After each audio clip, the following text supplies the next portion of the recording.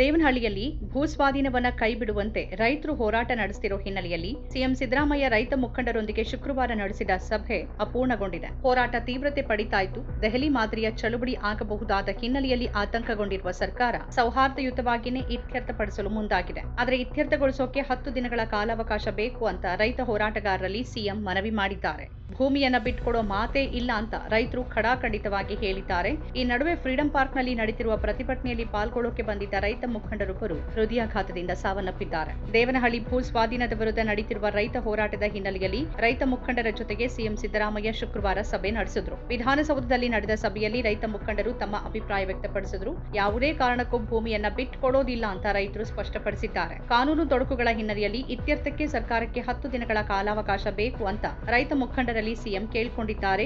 July 15ರಂದು ಮತ್ತೊಂದು ಸಭೆ ನಡೆಯಲಿದೆ. ಅಲ್ಲಿಯವರೆಗೆ ಪ್ರತಿಭಟನೆ ಮುಂದುವರಿಯಲಿದೆ ಅಂತ ರೈತ ಮುಖಂಡರು ಹೇಳಿದ್ದಾರೆ. ಸಭೆಯಲ್ಲಿ ನಟ ಪ್ರಕಾಶ್ ರೈ, ರೈತ ಹೋರಾಟಗಾರ ಬಡಗಲ್ಪುರ ನಾಗೇಂದ್ರ, ಚುಕ್ಕಿ ನಂಜುಂಡಸ್ವಾಮಿ, ಸಿಐಟಿಯುನ ವರಲಕ್ಷ್ಮಿ ಸೇರಿದಂತೆ ಹಲವರು ಭಾಗಿಯಾಗಿದ್ರು. ರೈತರ ಸಭೆ ಬಳಿಕ ಮಾತಾಡಿದ ಸಿಎಂ ಸಿದ್ದರಾಮಯ್ಯ, ಭೂ ಸ್ವಾಧೀನ ಸಂಬಂಧ ಫೈನಲ್ ನೋಟಿಫಿಕೇಶನ್ ಆಗ್ಬಿಟ್ಟಿದೆ. ಹಾಗಾಗಿ ಕಾನೂನು ಗೊಂದಲಗಳಿವೆ. ಸಮಸ್ಯೆ ಇತ್ಯರ್ಥಕ್ಕೆ ಸಮಯ ಬೇಕು ಅಂತ ಕೇಳಿದ್ದೇನೆ ಅಂತ ಹೇಳಿದ್ದಾರೆ. ಸರ್ಕಾರಕ್ಕೆ 10 ದಿನ ಸಮಯ ಬೇಕು ಅಂತ ಕೇಳಿದ್ದೇನೆ. 15ರಂದು ರೈತರ ಜೊತೆ ಮತ್ತೆ ಸಭೆ ನಡೆಸಲಾಗುತ್ತೆ ಅಂತ ಸಿದ್ದರಾಮಯ್ಯ ಹೇಳಿದ್ದಾರೆ.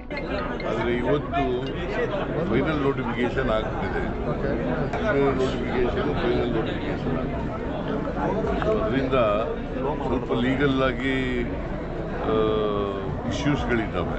ನಾನು ಅದಕ್ಕೆ ಹೋರಾಟಗಾರರಿಗೆ 10 ದಿನ ಸಮಯ ಬೇಕು ನನಗೆ ಅಂತ ಹೇಳಿದ್ದೀನಿ. ಸರ್ಕಾರಕ್ಕೆ 10 ದಿನ ಸಮಯ ಬೇಕು.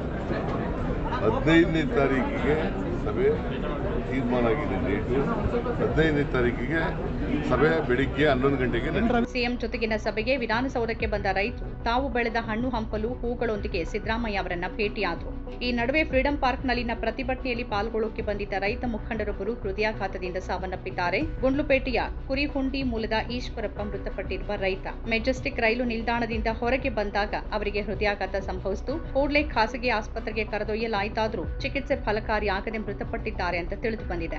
ದೇವನಹಳ್ಳಿ ತಾಲೂಕಿನ ಚನ್ನರಾಯಪಟ್ಟಣ ಹೋಬಳಿಯಲ್ಲಿ ಹೈಟೆಕ್ ಡಿಫೆನ್ಸ್ ಏರೋಸ್ಪೇಸ್ ಪಾರ್ಕ್ ನಿರ್ಮಾಣಕ್ಕಾಗಿ 1282 ಎಕರೆ ಭೂಮಿ ಬೇಕಾಗಿದೆ. ಹೀಗಾಗಿ ರಾಜ್ಯ ಸರ್ಕಾರ ದೇವನಹಳ್ಳಿ ಸುತ್ತಮುತ್ತಲಿನ 10 ಗ್ರಾಮಗಳ ಭೂಮಿಯ ಸ್ವಾಧೀನಕ್ಕೆ ಮುಂದಾಗಿದೆ. ಇದನ್ನ ವಿರೋಧಿಸಿ ರೈತರು ಮತ್ತು ಜನಪರ ಸಂಘಟನೆಗಳ ಜನ 1200 ದಿನಗಳಿಂದ ಹೋರಾಟ ನಡೆಸುತ್ತಿದ್ದಾರೆ. ಈಗ ಜುಲೈ 15ರವರೆಗೂ ಈ ಹೋರಾಟ ಮುಂದುವರಿಯಲಿದೆ ಅಂತ ಎಚ್ಚರಿಸಲಾಗಿದೆ. ಫಲವತ್ತಾದ ಕೃಷಿ ಭೂಮಿಯನ್ನ ಕೈಗಾರಿಕಾ ಉದ್ದೇಶಗಳಿಗಾಗಿ ಕಳೆದುಕೊಂಡ್ರೆ ತಮ್ಮ ಬದುಕು ದುಸ್ತರವಾಗುತ್ತೆ ಅಂತ ರೈತರು ಆತಂಕ ವ್ಯಕ್ತಪಡಿಸಿದ್ದಾರೆ. ಭೂಮಿಯ ಒಡೆಯರನ್ನ ಆಳುಗಳನ್ನಾಗಿ ಮಾಡಬೇಡಿ, ನಿಮ್ಮ ಪರಿಹಾರದ ಹಣಕ್ಕಿಂತ ನಮಗೆ ನಮ್ಮ ಭೂಮಿ ಮುಖ್ಯ ಅಂತ ರೈತರು ಹೇಳ್ತಿದ್ದಾರೆ.